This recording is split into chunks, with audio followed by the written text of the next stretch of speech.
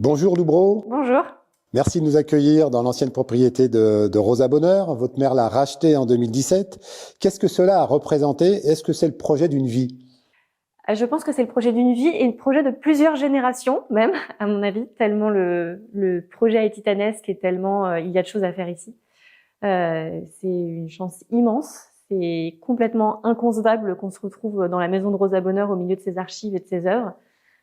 C'est une chance, je crois, inouïe et on en profite tous les jours. Alors, y a-t-il un devoir de mémoire? Est-ce que vous avez l'impression d'être en mission?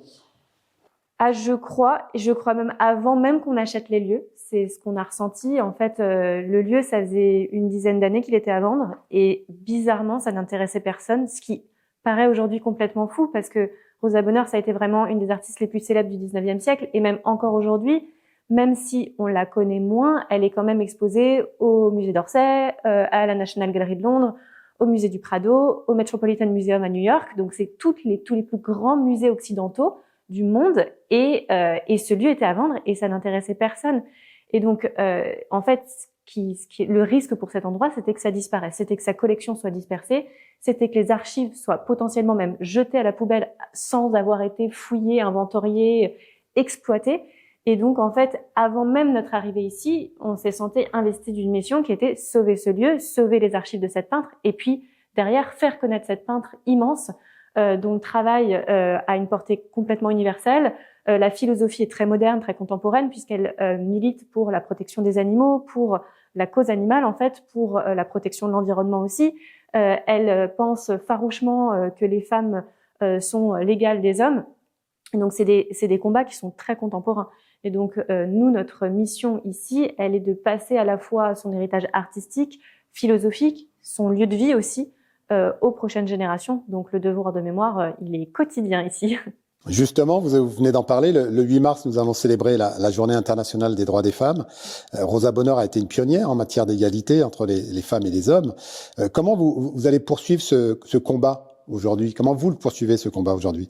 Ce combat, il se poursuit déjà par la transmission. L'idée, elle est vraiment de transmettre, encore une fois, l'œuvre et la philosophie de Rosa Bonheur. C'est très important dans l'histoire de l'art d'ériger des nouveaux modèles, de montrer que de tout temps, des femmes ont eu des grandes carrières, ont accompli d'immenses choses. Oui, c'est ça, d'élever des modèles qui vont inspirer toutes les générations. J'entends les jeunes générations qui vont arriver et puis même les nôtres. Et donc, en cela, Rosa Bonheur, elle est très, très inspirante, je pense. En tout cas, nous, c'est ce qu'on ressent vis-à-vis du public. Elle bénéficie d'une cote de sympathie pour ce qu'elle a accompli aussi. Et au quotidien, comment cela se passe-t-il? Faire vivre et entretenir un tel domaine et une histoire aussi riche, évidemment, c'est pas toujours facile. Oui, comme on aime bien le dire ici, on en rigole, on mange Rosa Bonheur, on dort Rosa Bonheur, on vit Rosa Bonheur, on respire Rosa Bonheur au quotidien.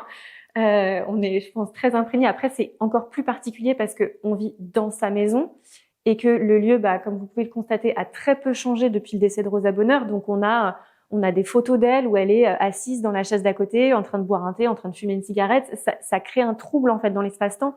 On la sent très présente. Et puis le travail de réhabilitation pour un lieu de patrimoine. Déjà, avoir un lieu de patrimoine, c'est toujours beaucoup de défis. Mais voilà, en plus, l'ouvrir au public, tenter de faire traverser son œuvre, son travail et encore une fois sa personnalité aussi, de la répandre dans le monde, c'est quelque chose, c'est un travail du quotidien. Et puis on est aussi un lieu ancré dans un territoire et donc l'idée c'est aussi de créer du lien entre ce château de Rosa Bonheur et le territoire dans lequel il est implanté, donc d'avoir une programmation culturelle, de pouvoir faire des conférences, de pouvoir faire des concerts, que ce soit un lieu de vie en fait. C'est aussi pour ça qu'on a créé un salon de thé, etc. Parce que l'idée, elle est que ce lieu, il fourmille d'activités et qu'il vive en fait, et que ce soit pas juste un musée et quelque chose d'un peu figé dans le temps en fait. C'est un lieu qui doit continuer d'être dans l'air du temps, et ça demande beaucoup d'énergie. Et il y a aussi des imprévus. Racontez-nous un peu ce qui s'est passé au mois de janvier avec la tempête Florian. Oui. Vous avez connu des petits malheurs. Oui, ça, il y en a eu plein comme ça. Mais là, oui, en effet, au mois de janvier, il y a eu la tempête Florian. Et en fait, dans le parc, on a un chêne qui s'est effondré. Et manque de chance, il s'est effondré en plus sur ce qu'on appelle le pavillon des Muses, qui était en fait l'atelier champêtre de Rosa Bonheur. C'était en fait, c'est un petit pavillon du 18e qui, avant Rosa Bonheur, était baptisé le Temple de l'amour, et Rosa Bonheur l'a rebaptisé le Temple des Muses. Elle s'y était installée un petit atelier de fortune, donc des pinceaux, etc. Et elle avait repeint tout l'intérieur avec des fresques. Enfin, c'était vraiment un petit lieu tout à fait charmant qu'on avait pour projet de faire restaurer. Alors, pour le coup de chance, la tempête s'est abattue avant le projet de restauration, parce que je pense que sinon on aurait pleuré toutes les larmes de notre corps. Mais n'empêche que les dégâts ont été considérables. En fait, la forêt de Fontainebleau, un des problèmes, c'est que le sol est sableux, donc en fait les racines des arbres ne peuvent pas bien s'ancrer dans le sol, donc c'est très meuble. Et quand en effet il y a des grosses bourrasques de vent, comme ça a été le cas, et ben en fait, en plus il a beaucoup plu ces derniers temps. En fait, le sol est gorgé d'eau et donc l'arbre est tombé et ça a fracassé tout le toit, toute la charpente. Derrière, en plus, en voulant retirer le bois était tellement gorgé d'eau qu'en fait les machines n'ont pas réussi à soulever le tronc, donc ça s'est réeffondré de nouveau sur le mur, donc ça s'est fissuré. Donc là, c'était vraiment le drame. Donc voilà. Donc dans les projets du coup de cette année, ça va être de restaurer le plus rapidement possible ce petit pavillon des Muses pour le préserver, et parce qu'il continue de raconter lui aussi l'histoire de Rosa Bonheur, son héritage. Donc ça, c'est un de nos déboires de début d'année, de 2025. Justement, on en arrive, hein, la recherche de financement et de mécènes, c'est un peu le nerf de la guerre, c'est un peu votre travail au quotidien. Comment vous répartissez les rôles? Comment vous êtes organisé finalement? Je pense qu'on fait tous un peu de tout déjà. On est très polyvalent, très couteau suisse. Après, c'est vrai que forcément, chacun finit par trouver des endroits dans lesquels elle se sent plus à l'aise. Ma maman, elle va être vraiment dans le développement du projet. J'ai une sœur, Lily Jeanne, qui va être plus portée sur le développement international, le développement du réseau international, la levée de fonds aux États-Unis ou ce genre de choses. Mon autre petite sœur, Zélie, elle est pâtissière, donc c'est elle qui va gérer tout le projet au niveau du salon de thé, etc. Penser le développement à la fois des desserts, de la carte, mais aussi du lieu et qu'est-ce qu'elle a envie d'en faire. Et moi, pour le coup, ma partie, elle est plus sur l'aspect culturel, sur l'organisation notamment du festival, etc. Mais ça n'empêche qu'on est tout le temps toutes en train de faire un peu mille choses à la fois et de réfléchir en fait toutes ensemble à l'évolution du projet. Voilà. C'est donc dans ce but-là que vous allez vous rendre en avril aux États-Unis, où Rosa Bonheur est très connue, peut-être plus connue qu'en France. Qu'est-ce que vous allez y faire? Quel est l'objectif? L'objectif, les États-Unis, c'est une évidence depuis le début, parce que Rosa, en effet, elle a développé une immense carrière aux États-Unis. D'ailleurs, son tableau le plus célèbre est au Metropolitan Museum à New York, et c'est un des tableaux les plus célèbres du Met. On pense qu'aujourd'hui, la plus grande partie de sa collection d'œuvres se trouve aux États-Unis. Donc, il y a vraiment, et en effet, comme vous le soulignez, elle est plus connue aux États-Unis, et je pense que elle est plus étudiée, et elle a moins connu cet oubli que la France lui a fait vivre.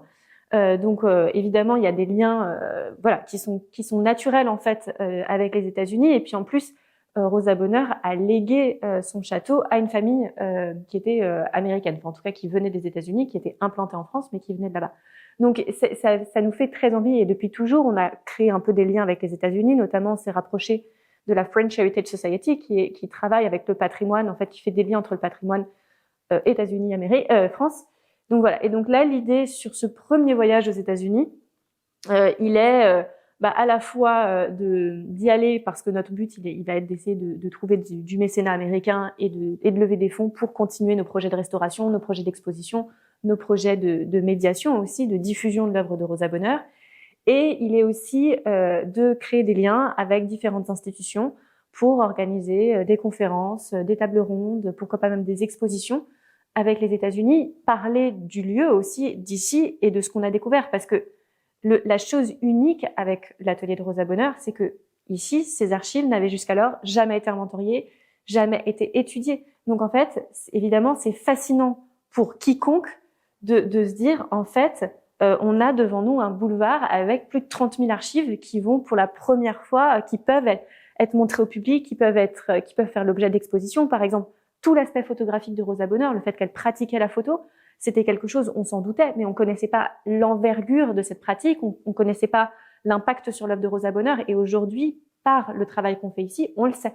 Et donc ça ouvre des perspectives immenses en termes de sujets de réflexion, d'exposition, etc. Et donc voilà, le but il va être, on visite plusieurs États pour justement aller à la rencontre de différentes institutions, en sachant qu'en plus Rosa Bonheur, il y a presque un Rosa Bonheur dans chaque musée américain. Enfin, j'exagère un peu, mais vraiment toutes les grandes collections américaines possèdent un Rosa Bonheur. Donc voilà, on a de quoi faire. Revenons en France avec le festival de musique que vous organisez chaque été dans le parc. Comment ça va se passer pour cette nouvelle édition prévue donc en juillet et au mois d'août?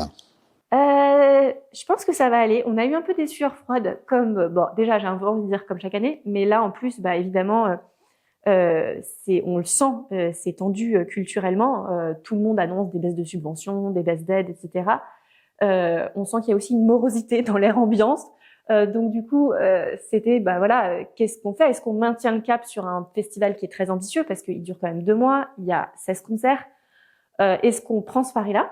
Est-ce qu'on prend ce risque?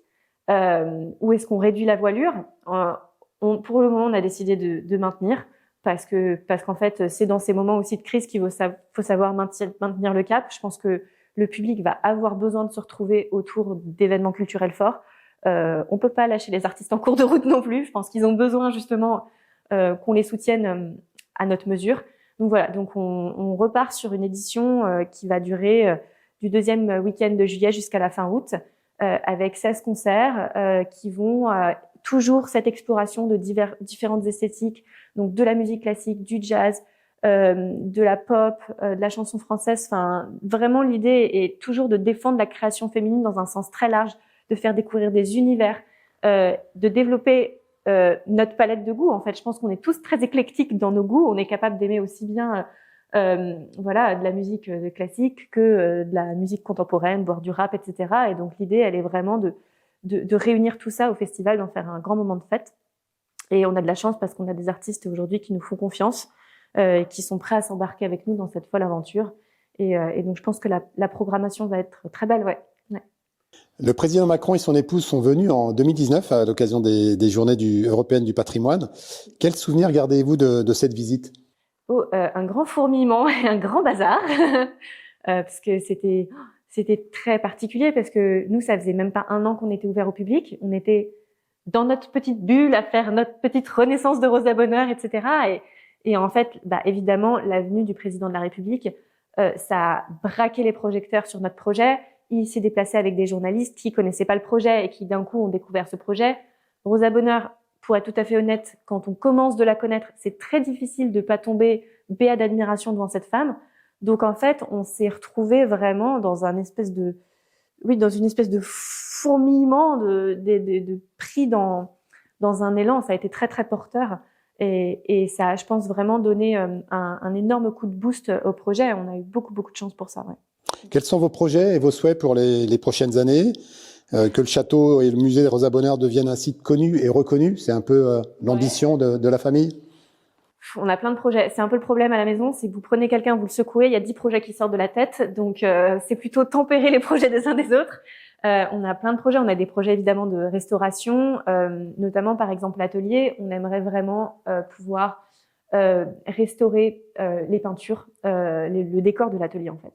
Parce qu'il y a des endroits, bah, si vous regardez un peu mieux, voilà, il y a des endroits où le plâtre est en train de s'émietter, des endroits où il y a voilà de l'humidité qui a agi sur la peinture.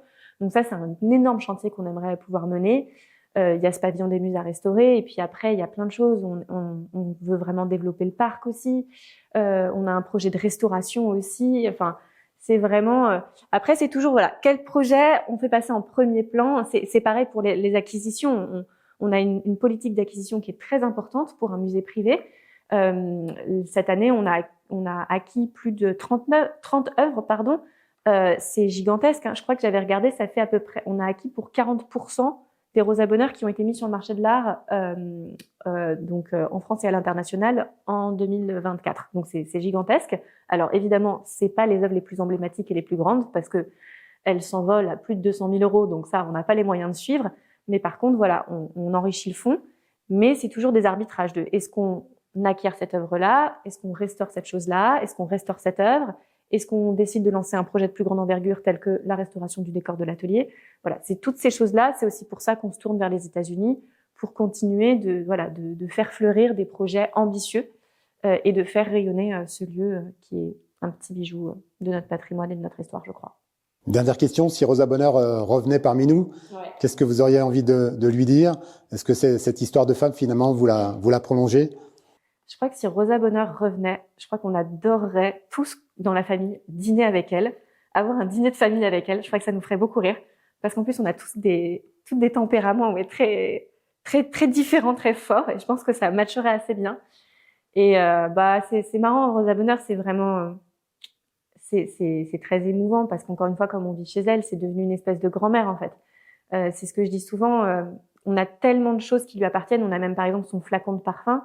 Donc, on sait qu'elle sentait la violette. C'est le genre d'information que normalement vous avez de quelqu'un que vous avez connu, pas de quelqu'un qui vivait 2 siècles avant vous.